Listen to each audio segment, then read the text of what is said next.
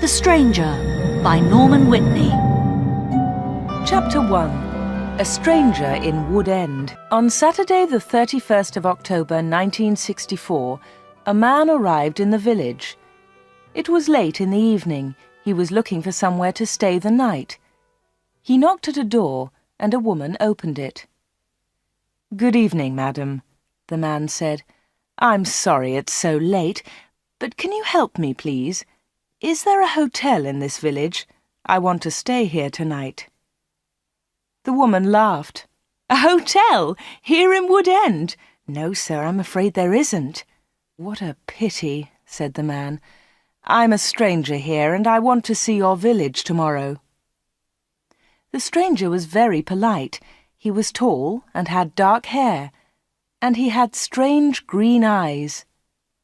"Perhaps Mrs. Harrison can help you," the woman said. "She has a room. Perhaps you can stay with her. Wait a minute, I'll get my coat and I'll take you there." The woman took the stranger to Mrs. Harrison's house. Mrs. Harrison gave him a room for the night. He was very glad. It was the last night of October, and it was cold. The next day was Sunday. The man looked round the village. He was very interested in the history of the village. He met some of the villagers and asked them their names. But he did not visit the church. That was unusual. The church in Wood End was the most beautiful building in the village. But the stranger was not interested in it. He did not go to church that night with all the villagers. It was the first Sunday evening of November. When the villagers came out of the church, the man had gone. They had all liked him. The ladies had thought he was very good-looking. A few weeks later he came back. It was the first Sunday in December. The villagers were coming out of church. It was cold and dark. "Hello," he said. "I'm back again. It's nice to see you all once more." His next words surprised everyone. "Perhaps you can help me," he said. "I'm looking for a house. I want to buy a house here." "Here?" someone said. "But why here? There's no work in Wood End for a young man. All the young people leave the village. They find work in Lydney, the nearest town." "I'll get a job somewhere," the stranger said. "Perhaps in Lydney." Then one of the villagers told him about old Mr. Smith's house. Mr. Smith had died in the summer. His house was empty. It was for sale. The house was on the corner of Main Street and Church Lane. "I'll ask about the house tomorrow," said the young man. "Perhaps I'll be lucky. Goodbye. I'll see you soon." The villagers watched him leave. They all saw his car. It was very big and luxurious. He looked rich. A few days later, Mr. Smith's house was sold, and in the middle of December the young stranger arrived. He moved into the house and worked very hard. He fixed the roof. He repaired broken windows. He painted and decorated. He changed the whole house. But there was a big surprise for the villagers. On the morning of Monday the 21st of December, they saw a big sign on the front of the house, and on the sign were these words: "The Corner Shop, Proprietor Dave Slatin." Chapter 2. The Village Meeting. The villagers could not believe it. A shop in Wood End. Everybody talked about it. There was once a shop in Wood End, but it had closed 20 years ago. Some people wanted the shop, but others did not. The villagers met in the evening in the village hall. Everybody was there. Everybody was interested in the new shop. "The corner shop is a good idea," someone said. "We need a village shop. We won't need to go to Lydney." Then Mrs. Harrison spoke. She liked the stranger, Dave Slatin. "I agree," she said. "A village shop is a good idea. It's too quiet here. Wood End needs a shop." "Nonsense," said Miss Brown. She was the village school teacher. "Lydney is not far away. There are lots of shops there." Soon everybody was shouting. Then Mr. Hart spoke. He was a very big man with a loud voice. "Listen, everybody," he shouted. "We've never had trouble in this village before. We've always been quiet and happy. Now this shop is causing trouble." "Let Mr. Slayton speak," someone said. "It's his shop. Let him speak." "Ladies and gentlemen," said Dave Slayton, "I don't want to cause any trouble. I'm still a stranger in your village. But I want to be one of you. I want to be your friend. I like the people of Wood End." He smiled, and a few people clapped. They liked him. "The corner shop will sell lots of things," he went on. "It will sell food and things for the house. Everything will be cheap, I promise." Everybody was listening carefully. "And I have another idea," he continued. "I'll sell village products." "What do you mean by village products?" asked Miss Brown. "I'll tell you, Miss Brown," he said. "I know that you make beautiful bread and cakes." Miss Brown smiled. Yes, she did make bread and cakes. Everyone knew that. "And you, Mr. Hart, I've seen your flowers. You grow beautiful flowers." Now Mr. Hart smiled. Yes, his flowers were beautiful. Everyone knew about them. "And Mr. Everett makes pots," someone said. "And Mrs. Davis makes dolls," said another voice. "And I do paintings of the village," said old Miss Lucy Gray. "Yes," said Dave, "you can all do something. You villagers are clever. You make lots of things. We can sell them to the tourists. In the summer, Wood End can make a lot of money."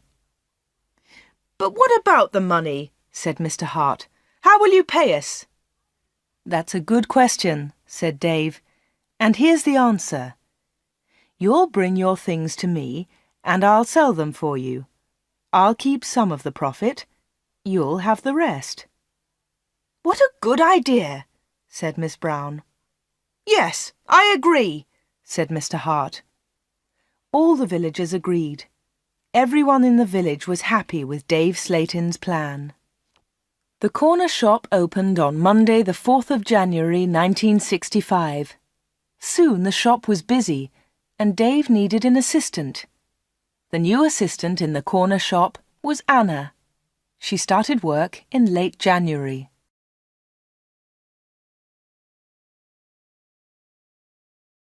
Chapter 3.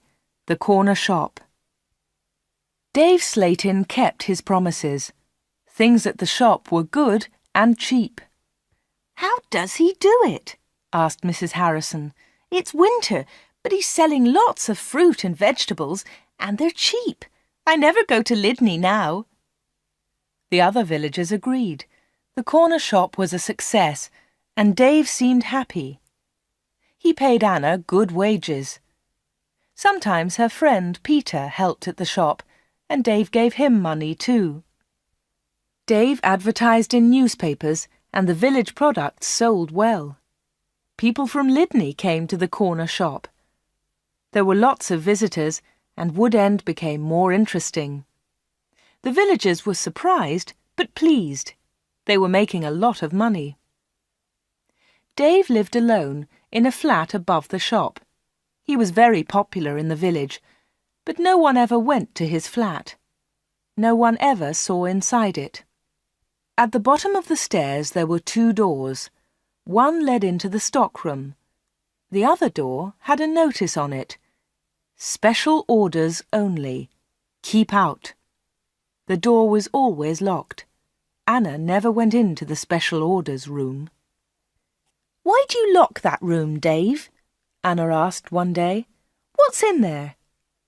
"It's for special orders," he replied. "Big orders." "But you won't get any big orders in Wood End," said Anna. Dave said nothing. He did not want to talk about that room.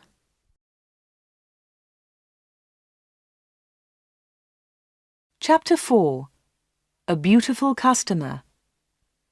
For 3 months, everything was normal. Then, one day in April, an unusual customer came into the shop. The new customer was a very beautiful woman. She was wearing expensive clothes and arrived in a large car.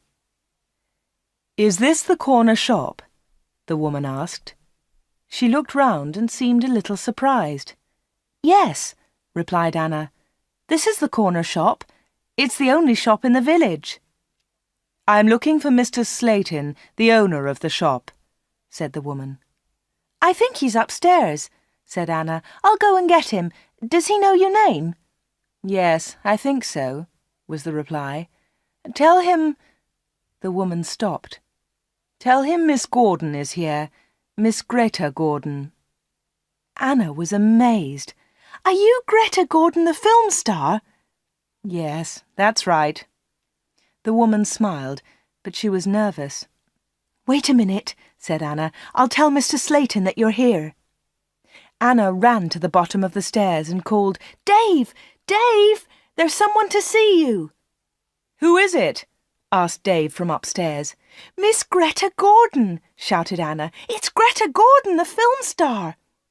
"I'm coming," he said, and he came down immediately. "I'm pleased to meet you, Miss Gordon," he said. "Good morning," said Greta Gordon. She and Dave shook hands. She had beautiful hands, and she was wearing beautiful diamond rings. Anna had never seen so many diamonds before. Miss Gordon looked round. "Is this where you work, Mr. Slayton?" she asked. Once again she seemed nervous. "Yes," said Dave. "It's a small place, but it's big enough for me. Please follow me, Miss Gordon." Anna was surprised. Dave and Greta Gordon did not know each other. He did not call her Greta, and she did not call him Dave.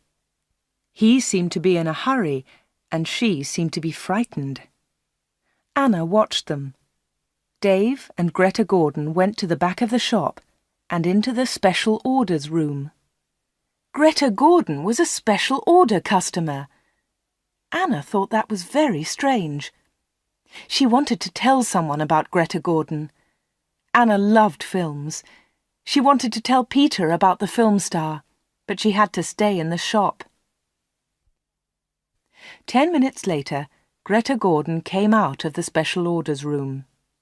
Dave went straight upstairs, and Greta Gordon came to the front of the shop.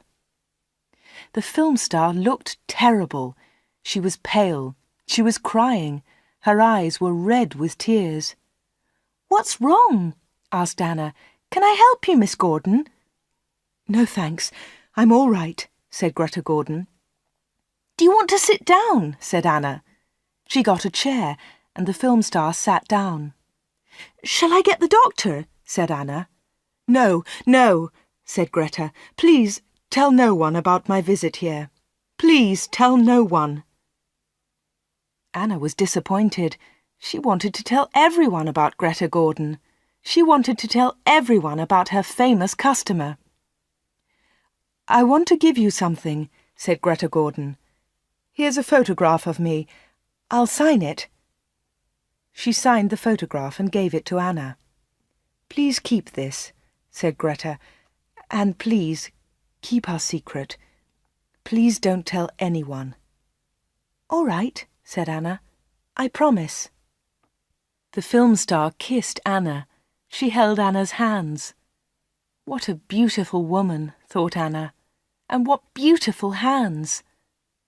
Then Anna noticed something. The diamond rings were gone.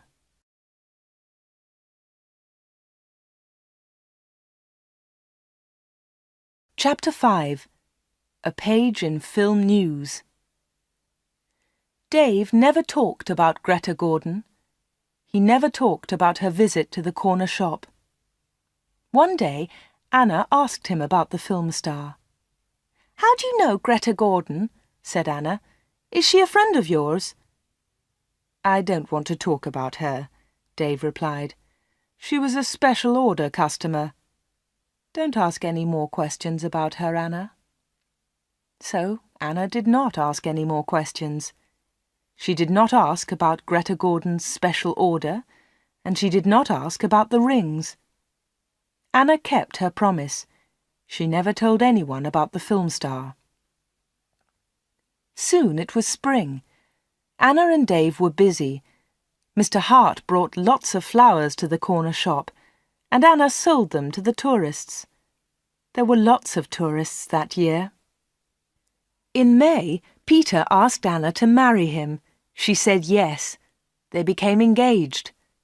They planned to get married in the following year. Now they needed money, so they worked hard and they saved. They were very much in love.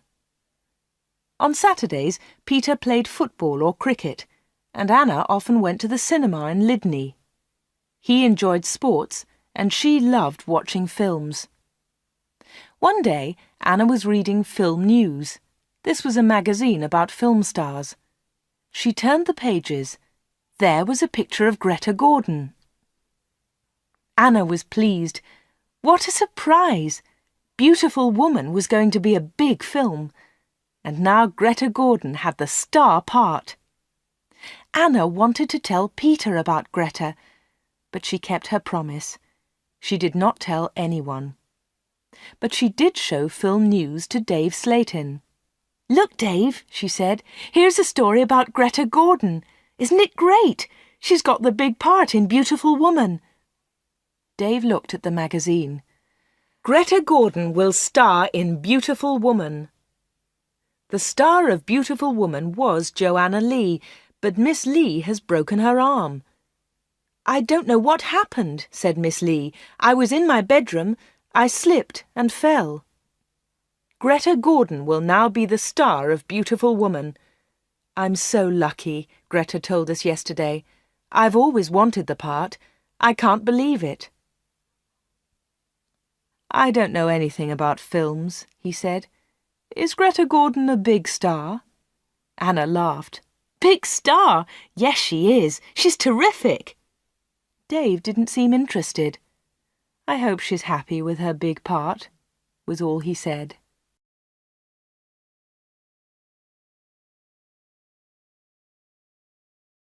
Chapter 6.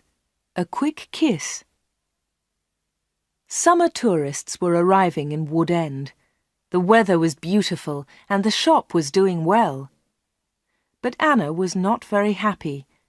She often thought about Greta Gordon's visit. Why had she come to see Dave? What had happened to the diamond rings on her fingers? There was another problem. Anna loved Peter and she was going to marry him. But she liked Dave too. Dave was older, but she liked him. All the women liked him. But Anna was very close to him all day. In the daytime, Anna was with Dave. In the evening, she was with Peter. Anna was living two lives. One life was with Dave, the other life with Peter. Then one Friday, Dave surprised Anna. "What are you doing tomorrow?" he asked her. "Would you like to spend the day with me? We can go anywhere you like. We can go in my car." "I'm sorry, Dave," said Anna, "but Peter wouldn't like it." "Don't be silly," said Dave. "We won't go far. I'll close the shop at lunchtime, and we can go to Lydney." Anna wanted to go with Dave, but she was worried about Peter. "Don't worry about Peter," said Dave. "He's always busy on Saturday." Anna thought for a moment. "All right," she said. "You take me to the best cinema and to the best restaurant. Then I'll come with you." "Of course," laughed Dave. "Anything you want, Anna." So the next afternoon, Dave and Anna went together to Lydney. They had a good time. Dave bought Anna a new, expensive dress. Then they went to a cinema and afterwards to a restaurant. Peter played cricket that Saturday. He never knew about Anna's day with Dave. He was playing in another village and returned to Wood End very late. Dave and Anna were also very late. Dave stopped his car near the corner shop. The night was warm. "Thanks, Dave," said Anna. "It was a lovely day." "I enjoyed it too," said Dave. He put his arm round her shoulders and kissed her. It was a quick kiss, but for Anna, it was wonderful.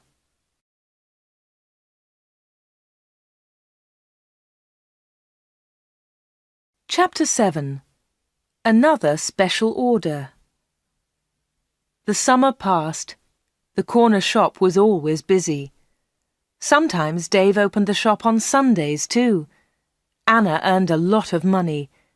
Everyone thought that she was happy. But life was difficult for her. She liked Dave. He was her boss, and he was older than her. But Peter was her fiancé, and he was about the same age. Dave was quite rich, but Peter had no money. Dave bought Anna clothes, and he took her out. Peter did not buy her clothes and never took her anywhere. He was more interested in football. Anna did not like football. Now it was September. Peter played football every Saturday. One Saturday there was a big football match on television. Mr. Hart had the biggest television in the village, and he invited some people to his house. He invited Peter and Anna. On Friday, the day before the match, Anna was working in the shop all day. At 5 o'clock, she locked the shop door. 2 minutes later, the bell rang, and Anna went to the door. There was a young man outside. He was carrying a small case. "Hello," she said. "Can I help you?" "I hope so," said the young man. "I want to see Mr. Slayton." "I'm afraid that the shop is closed now," said Anna. "We're open tomorrow morning." "But I've got an appointment," said the young man. Then Dave spoke behind Anna. She hadn't seen him. "Yes, I've been waiting for you," said Dave. "You're late." "I'm very sorry, Mr. Slayton," said the young man.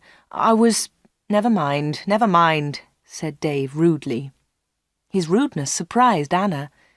The young man seemed afraid. "But can you see me now?" he asked. "Yes," said Dave. "Come in." Dave turned to Anna. "Anna, it's after 5 o'clock. You can go home now." "I won't be long," said Anna. Dave was angry. "Hurry up and go home," he said. But Anna wanted to stay. She wanted to know about the young man. The young man followed Dave to the back of the shop and into the special orders room. Another special order, another special customer. Anna waited. But soon it was 5:30. Anna put her coat on and left the shop. She closed the door very loudly. Then she went round the corner and waited. Soon there was a noise. The young man was leaving the shop. Anna could not see him, but she could hear him. He was speaking to Dave. "Are you sure?" said the young man. "What do you mean?" asked Dave. "Is this the only way?" said the young man. "Yes, it is," said Dave. "Don't worry, everything will be all right. Goodbye." Anna heard the shop door close. She came round the corner and saw the young man. He was walking quickly to his car. Anna noticed immediately that he was not carrying his case. She followed him. "Excuse me," she said, "you've forgotten something. You've left something behind." The young man turned round. Anna stopped. Suddenly she was frightened. The young man's face was white. It was white with fear. "Please go away," said the young man. "Leave me alone. I want to go home. Leave me alone." He got into his car and drove off. Anna stood in the street and watched him. She was thinking. Why had the young man come to the corner shop? What was his special order? And why had he left his small case with Dave Slayton? Chapter 8. The Football Match. The next day was the day of the big football match. Mr. Hart had invited about 10 people. Anna did not watch the game. She was helping Mrs. Hart in the kitchen. They were making tea. It was a good game, and everyone was enjoying it. At half-time, Peter went into the kitchen. "Why don't you come and watch the match, Anna?" he said. It's really good. Come on. Anna laughed. No, thanks, she said. I'm helping Mrs. Hart. Look, here's the tea. Can you take it in to the others? OK, said Peter. It's a terrific match. Mike Bailey scored a great goal. Peter took the tea into the sitting room, and the second half of the match started. The second half was very exciting. Mike Bailey scored another goal after 20 minutes. The score was 2-0. Then the other side scored 2 quick goals. It was 2-2. There were only 5 minutes of the match left. Come on, shouted Peter. Come on, Mike, let's have another goal. In the last seconds of the match, Mike Bailey scored the winner. It was his 3rd goal of the match. But something was wrong. The other team's goalkeeper was injured. Bailey had been very near the goalkeeper, and he had kicked the ball very hard. The ball had hit the goalkeeper's neck. Mrs. Hart and Anna came in from the kitchen. What's happened? Said Anna. What's wrong? It's Brian Thomas, the goalkeeper, said Peter. He's injured. It was serious. The goalkeeper had broken his neck. Later they all watched the news on TV. They saw pictures of Mike Bailey's 3rd goal. It was a great goal. They saw the ball hit the goalkeeper. It was an accident. The TV announcer said, "And now over to our sports studio for an interview with Mike Bailey." They all watched the interview. The TV showed a picture of Mike Bailey and the interviewer. "Mike," said the interviewer, 3 goals in 1 match. How do you feel about that?" But Mike Bailey said nothing. He could not speak. He tried to speak, but he could not. It was terrible. The interviewer tried another question. "Let me ask you about the 3rd goal, Mike. It was a great goal, but how do you feel about the injury to Brian Thomas?"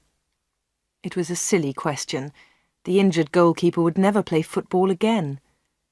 Mike Bailey said nothing. He looked very ill. When the interview ended, Mr. Hart turned off the TV. No one noticed that Anna had left the room. Mike Bailey had looked frightened. Anna was frightened too. Mike Bailey and Anna had met before, the day before, at the corner shop.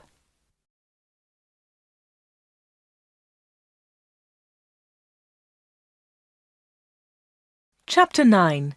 A Secret Weekend. Anna did not know what to do. She was only 17, but sometimes she felt much older. She wanted to ask Dave about Mike Bailey and Greta Gordon. She wanted to know about special orders. She decided to wait.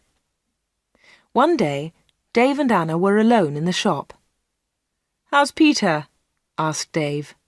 "He's fine, thanks," said Anna. Dave smiled. "Is he still playing football?" "Of course he is," said Anna. Dave laughed. "You don't see him very much, do you, Anna?" "I see him 3 or 4 times a week," said Anna. "What about weekends?" Dave asked. Anna replied quickly, "I don't see him much at weekends. He plays football then."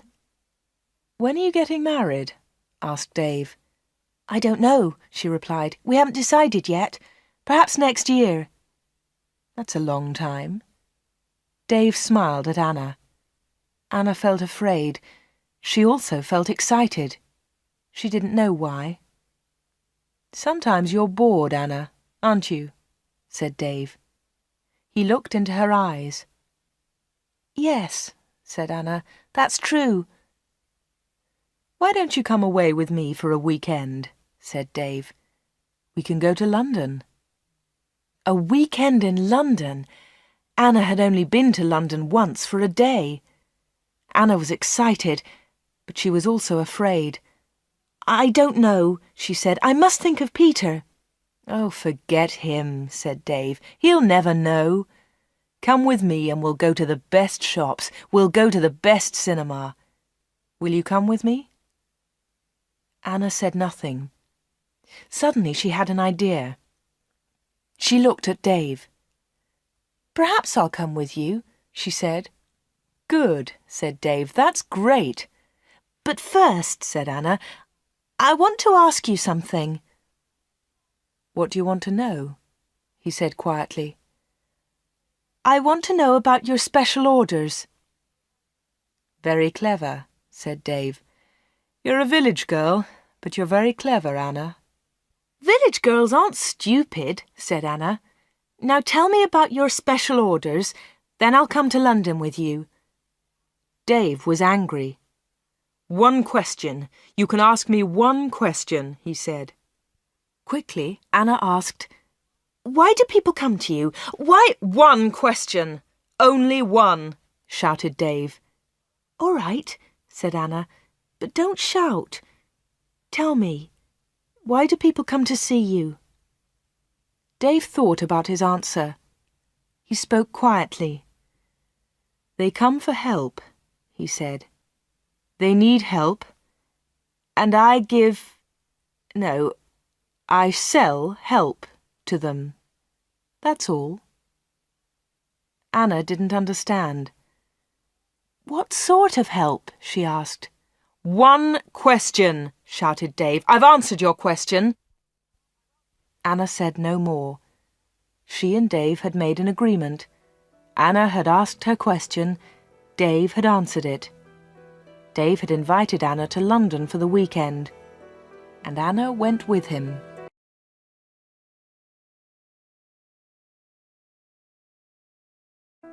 Chapter 10. A Quarrel. Anna enjoyed the weekend. They arrived in London late on Friday evening and stayed at a big hotel. On Saturday they went shopping, and in the evening they went to a cinema. On Sunday they went to a park. They came back to Wood End on Sunday evening. It was the last Sunday in September. On Monday, Anna went to the shop.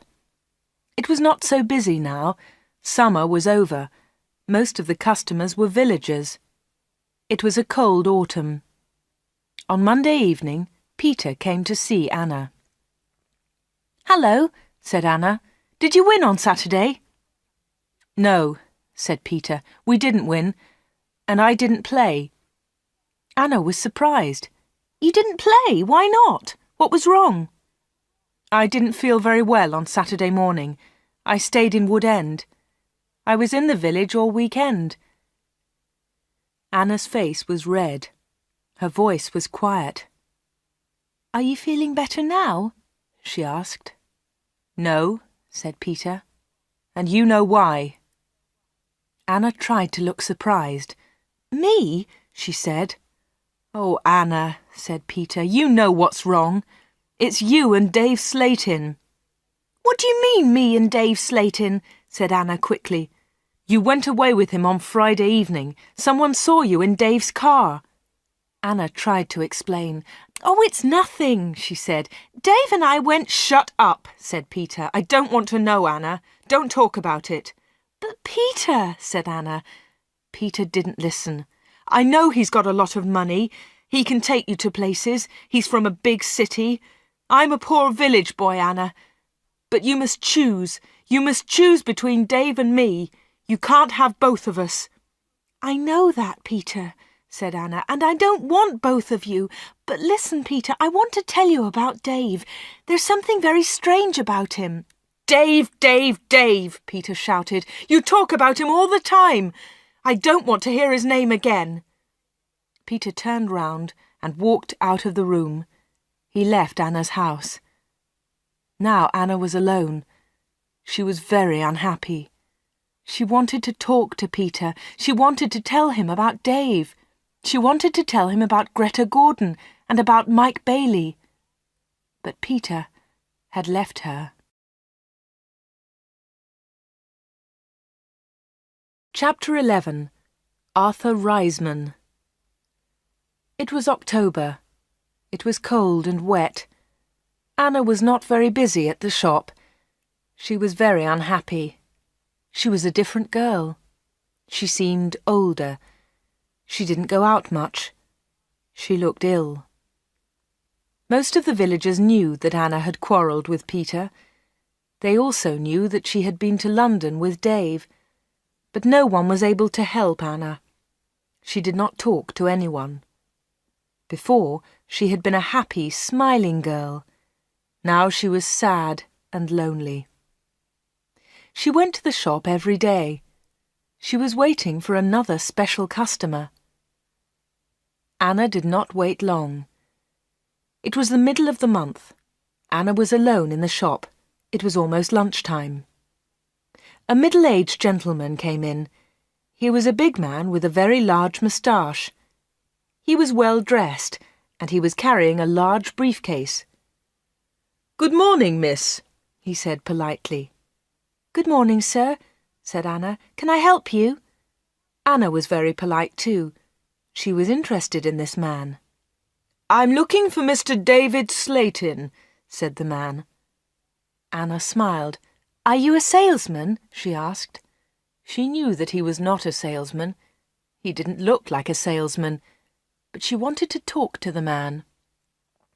The man smiled. "Yes, I am a salesman," he said.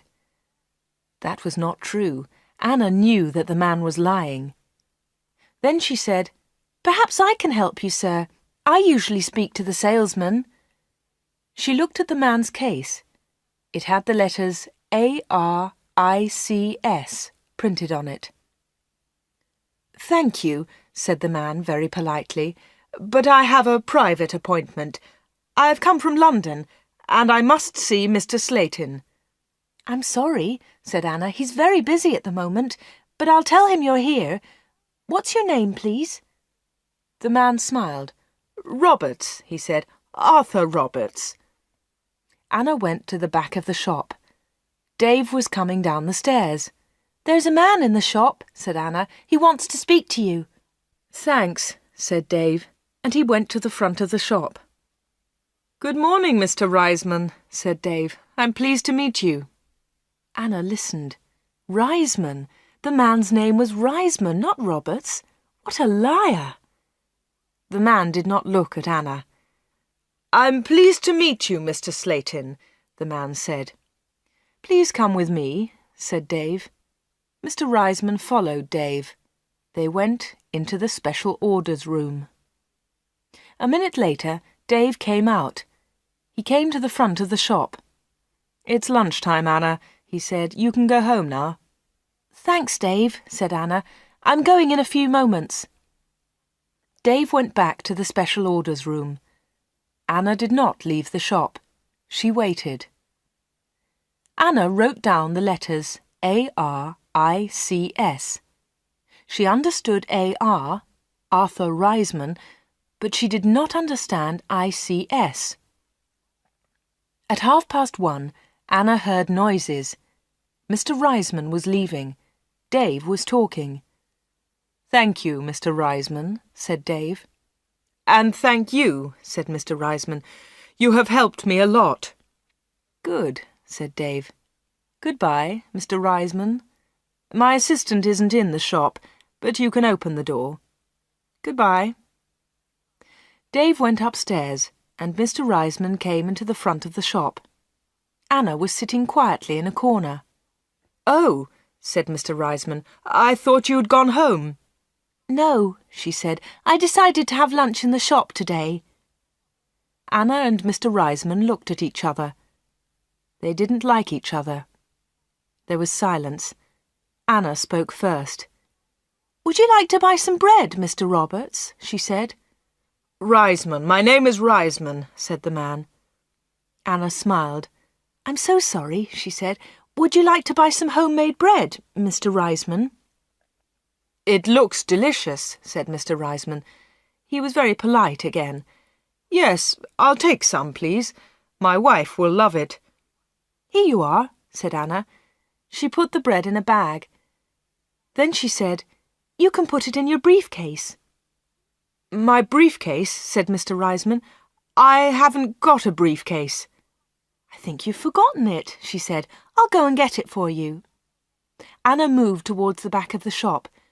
Mr. Reisman stepped in front of her. He held her wrists. He was very strong. "Listen to me," he said. "I don't want that briefcase. Leave it there." "All right," said Anna. "Please let me go. You're hurting me." Mr. Reisman let go of Anna and turned towards the door. He left the shop hurriedly. He hadn't taken his bread with him. Anna watched Mr. Reisman leave. Her hands were still hurting 5 minutes later.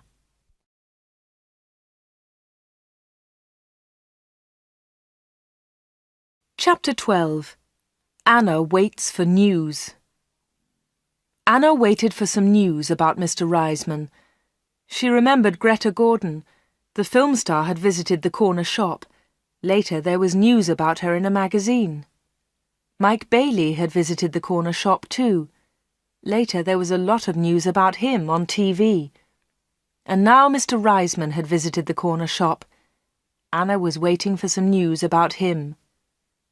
All 3 visitors had been special customers. They had all seen Dave. They had all been in the special orders room. And they had all left something with Dave. Greta Gordon had left her diamond rings. Mike Bailey had left his case. Mr. Reisman had left his briefcase. Anna wanted to find out more about the 3 special customers. She thought about Mr. Reisman. His case had the letters ARICS on it. She understood AR, but what was ICS? Perhaps Mr. Reisman was a businessman and ICS was his company. Anna looked in the newspapers, but she didn't find anything about ICS. She read the magazines. She listened to the radio. She watched TV. But there was nothing about ICS. Anna heard nothing. She saw nothing. Then she had an idea. She decided to go to London and find Arthur Reisman. It was a Friday. Early in the morning she left a note for Dave. She took the note to the shop. "Dear Dave," it said, "sorry I can't come in today. I'm going to Lydney. I'm buying some things for my wedding. Anna." The note did not tell the truth, but Anna didn't care. Anna took a bus to Lydney and then caught a train to London. She got to Paddington Station at midday. She got off the train and looked for a telephone box. The telephones were near to the entrance to the station, but the boxes were all full. She stood and waited. Then Anna saw the letters ICS. There they were. They were on a huge advertisement. Anna had found the answer to her problem. International Computer Services, ICS. Perhaps that was Mr. Reisman's company. Soon one of the phone boxes was empty. Anna rang the number, 222-8959. "ICS, can I help you?" said a woman's voice. "Yes, please," said Anna. "I want to speak to Mr. Reisman, Mr. Arthur Reisman. I think he works at ICS." The woman laughed. "Works here? Yes, he does," she said. "He's the vice chairman of the company. Wait one moment, please. I'll get his secretary." Then there was another woman's voice on the phone. "Mr. Reisman's secretary, can I help you?" "Yes, please," said Anna. "I'd like to speak to Mr. Reisman." "Who's calling, please?" said the secretary. "Mr. Reisman doesn't know my name," Anna replied. "Is Mr. Reisman expecting your call?" the secretary asked. "No, he isn't," said Anna. "I'm afraid he can't speak to you now," said the secretary. "He's at a meeting now, and he's flying to Switzerland in an hour's time." "But I must speak to him for a few minutes," said Anna. The secretary became annoyed. "That's impossible," she said, "but I can take a message." "No thanks," said Anna. "I'll call again next week. Will Mr. Reisman be back then?" "Yes, he will," replied the secretary. "Goodbye." And she put the phone down. Anna had found Mr. Reisman's company, but she hadn't spoken to him. Anna spent the afternoon in London. She went to see a film, then she had tea in a small cafe near Paddington Station. Her train left London at 6:30. She bought an evening newspaper and got on the train. Anna was tired, but she felt happy. After a few minutes, she looked at her newspaper. Anna was waiting for some news. There it was, on the front page. "Private plane crash near London. 6 dead, all from ICS. 6 people were killed this afternoon in a plane crash at Enfield near London. The plane was flying to Switzerland. The passengers were all from International Computer Services, ICS. Among them was Mr. Alfred Gluck, the chairman of ICS. Mr. Arthur Reisman, vice-chairman of ICS, told us, "I'm lucky to be alive. I was at a meeting today. The meeting went on for a long time, and I didn't catch the plane." Mr. Reisman will probably be the new chairman of ICS.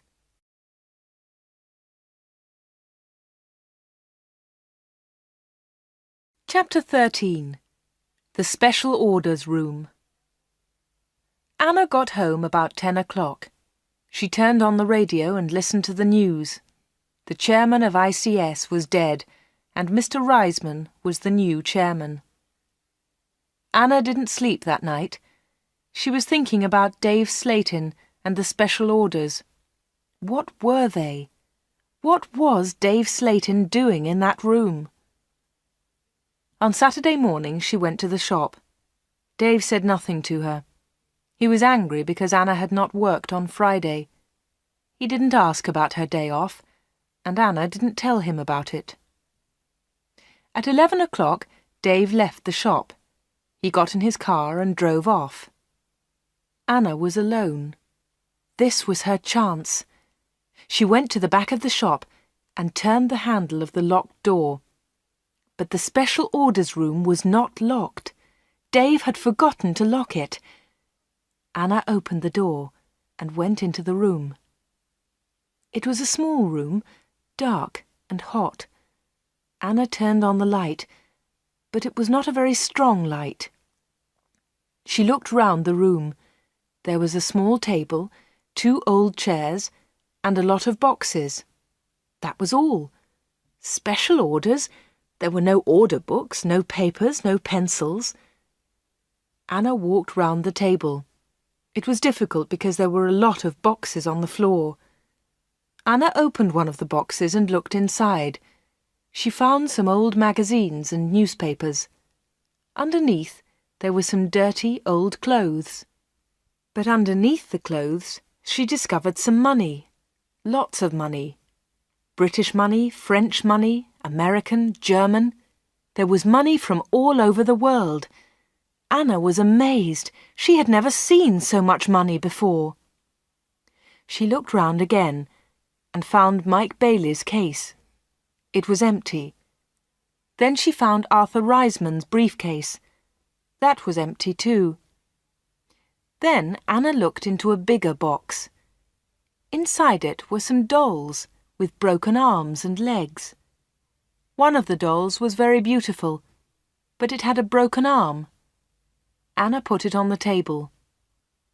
Then Anna found a book about football. Inside there were some pictures of footballers, but the pictures were all torn.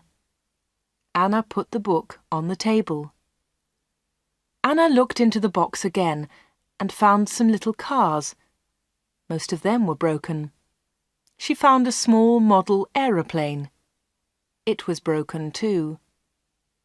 Anna put all these things on the table. What a strange collection. There was the money, the broken doll, the toy cars, the model aeroplane, and there was the football book with the torn pictures. Anna looked at the things on the table. What were they for? Why did Dave Slayton keep them in this locked room? Suddenly Anna jumped. There was a noise behind her. Someone was standing at the door.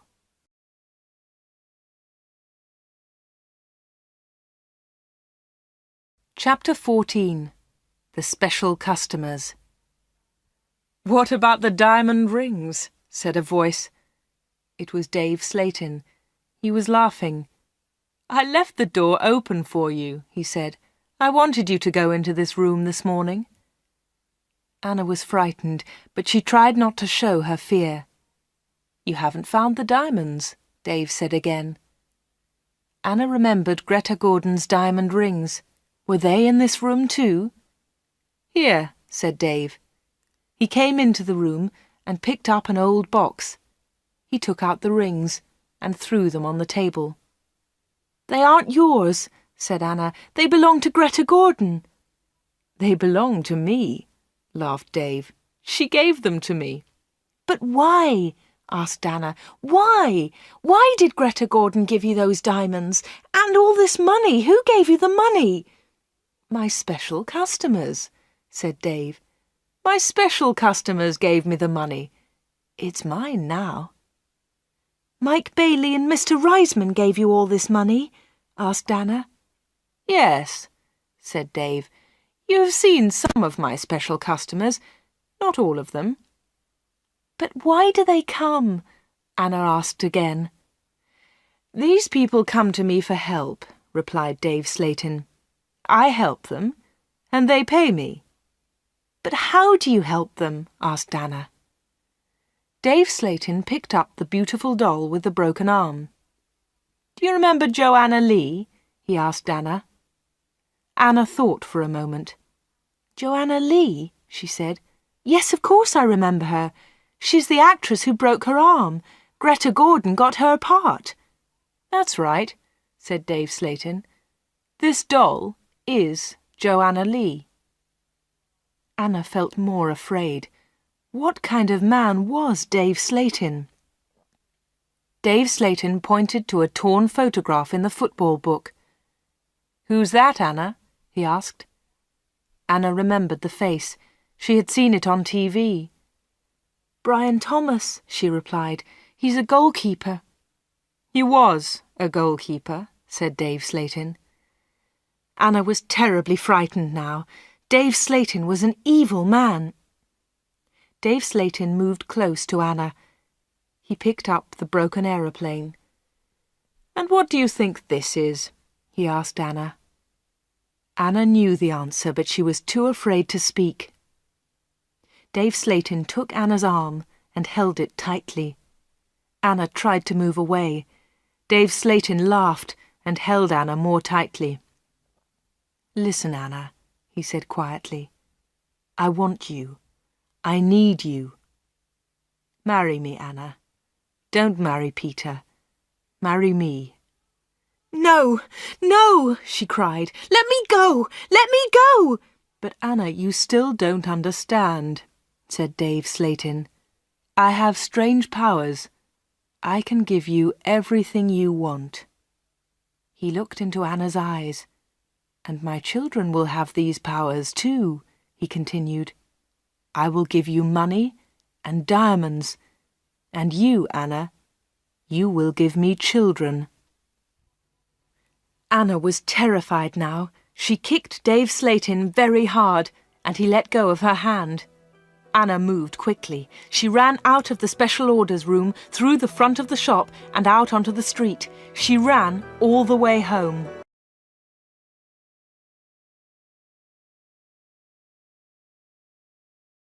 Chapter 15. The 31st of October. When Anna got home, she felt terrible and went to bed. In the evening, Peter came to see her, but Anna was ill in bed. "I'll come and see Anna tomorrow," Peter told Anna's mother. Again, Anna did not sleep all night.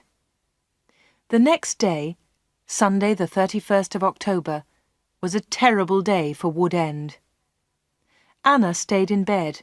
She had a fever, and her mother phoned the doctor. The doctor came immediately. "Anna's very ill," said the doctor to Anna's mother. "I'm worried. I don't know what's wrong with her. I'll come back again tonight." That afternoon, Peter came to Anna's house. He tried to speak to Anna, but she was too ill.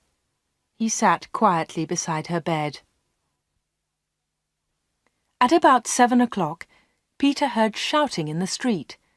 He went to the window and looked outside. People were running and shouting, "Fire! Fire! Fire! There's a fire at the corner shop!"